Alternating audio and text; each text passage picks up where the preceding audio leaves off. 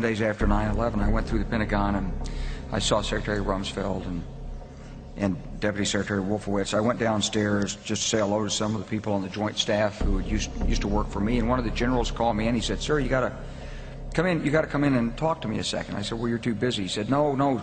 He says, "We've made the decision. We're going to war with Iraq." This was on or about the 20th of September. I said, "We're going to war with Iraq. Why?" He said, "I don't know."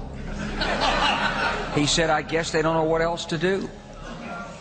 So I said, "Well, did they find some information connecting Saddam to Al-Qaeda?" He said, No. He says, "There's nothing new that way. They've just made the decision to go to war with Iraq."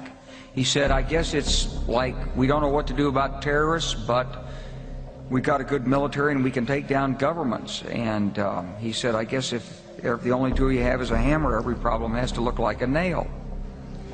So I came back to see him a few weeks later, and by that time we were bombing in Afghanistan. I said, "Are we still going to war with Iraq?" And he said, "Oh, it's worse than that." He said, he reached over on his desk, he picked up a piece of paper, he said, I just got this down from upstairs," meaning the Secretary of Defense's office, today, and he said, "This is a memo that describes how we're going to take out 7 countries in 5 years, starting with Iraq and then Syria, Lebanon, Libya, Somalia, Sudan, and finishing off Iran."